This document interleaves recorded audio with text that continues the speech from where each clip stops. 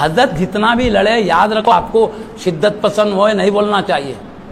ہم ایک عام ولی کو نہیں بول سکتے, بڑے درجے کے ولی ہیں, بڑے بڑے اولیاء اکرام کیا ہے انہوں شدت پسندی. میں آپ کو بولوں ان کی علمی دلالت, ان کی شان, ان کی رفت تو ان لوگوں نے بھی مانا ہے جن کے رد کیے ہیں حضرت نے. بھائی تم غلط ہے بھائی صحیح ہو جاؤ بولے.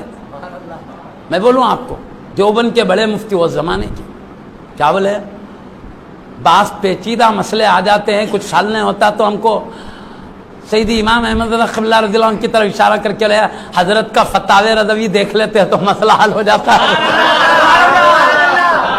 مطلب کہنے کا ہے ہم سے کچھ اختلافات لیکن علمی معاملے میں بہت اونچے ہے بولنے کا مطلب ہوا.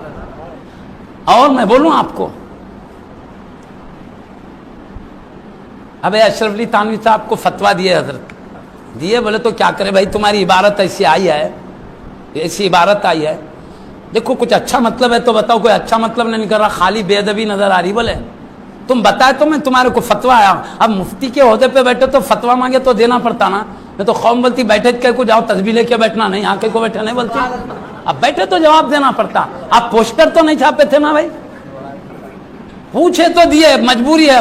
اب فتویٰ دیے تو شدت, نہیں دیے تو کیا نہیں بیٹھے کہیں کو بولیں گے. اب کیا بولو, نہیں دینا بھی مشکل, دینا بھی مشکل. نہیں دیے تو بیٹھے کہیں کو حضرت تسبیح لے کے نہیں بیٹھنا کیا بولتے ہیں.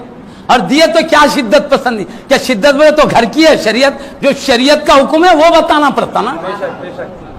تو جو شریعت کا حکم تھا وہ بتائے. اب شدت بولے تو کیا, اچھا شدت کیا, آپ کا سنجیدہ انداز دیکھیے. آپ کو فتوے دینے کا شوق نہیں تھا. ارے آپ گناہوں سے بدعقیدیوں سے بچانے آئے تھے, بدعقیدیوں میں پھنسانے نہیں آئے تھے. تو آپ تو چاہتے تھے درس کے ذریعے انہیں سیدھے راستے پر لائے, اسی لیے آپ نہیں چاہتے تھے فتویٰ دینے میں جلد بازی کریں.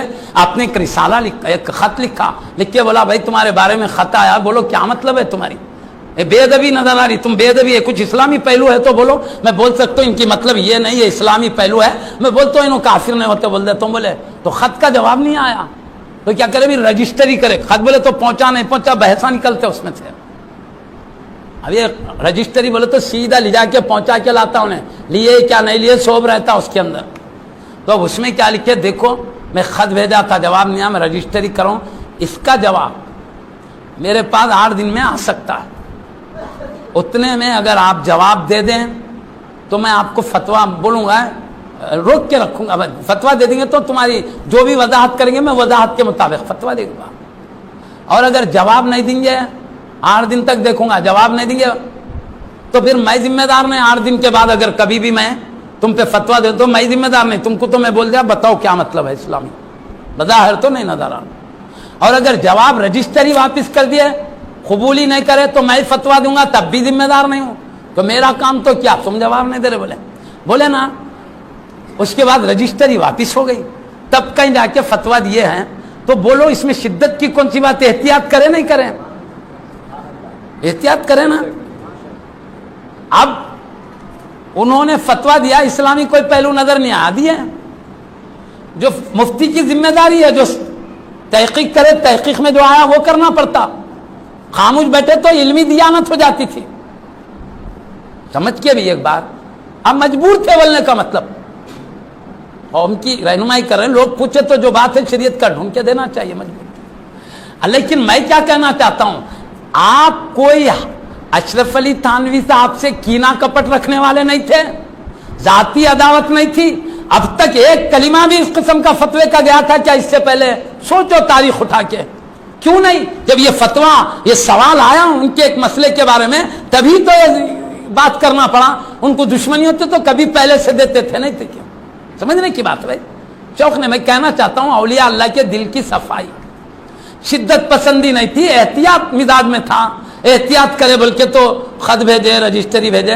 اب جیسا بولے اب میں مجبور ہوں دے, تم جب فتویٰ دیے جب دیا نا.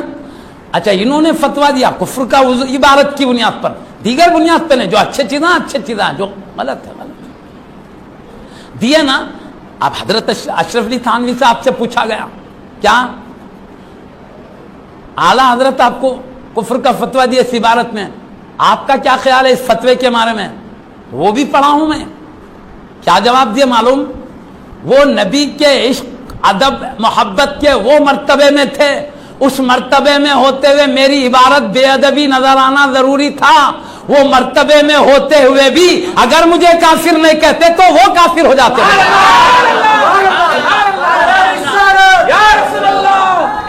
जिनको फतवा लगा वो समझते हैं उनके इखलास को, उनके जज्बात को समझते हैं, क्योंकि कभी भी अल्लाह के पास नीयत देखी जाती। आपका जज्बा फतवा देने की जल्दबाजी नहीं था, उम्मत जो पूछ रही है मसला बताना था। ये मसले में हुक्म ये आता है शरीयत का, और कुछ नहीं। बाद में गड़बड़ी हो तो हरमैन शरीफन के उलमा को बोले, उन्होंने भी ठीक ठीक बोले, फिर बाद में और बोले वो अरबी में गलत अरबी बना, हालांकि वो अल्लाह से डरने वाले थे, अरबी को गलत बनाने वालों में से नहीं थे। वो अल्लाह से अगर इतना ही बनाना तो इतनी एहतियात कई को करते थे जी। वो बोले वो कुछ बना के दिए तो इसलिए वहाँ के मुफ्तियों ने इनकी फतवे की राइट किया। बोले तो यहाँ हिंदुस्तान के बड़े बड़े खानखाहों, बड़े बड़े उलमा की बारगाहों से पूछा गया तो बड़े बड़े, मैं शोभ नहीं गिनाता यहाँ पे नामा, वो नामा भी मैं देखो खुद एक बार मरतबा महबूबनगर में मैं जुमा को जुमा आता था जी, वहाँ बताए हमारी एक कमेटी थी, मुख्तलिफ कमेटियों से उन्होंने बताया देखो हजरत वो यहाँ के हिंदुस्तान के कैसे बड़े बड़े उलमा ने आला हजरत के फतवे की तायद की थी, बल्कि मैं देखा सुन और खुद हमारे महबूब नगर वालों ने भी दिखा था मुझे, देखो मुझे चेहरे भी जहन में है।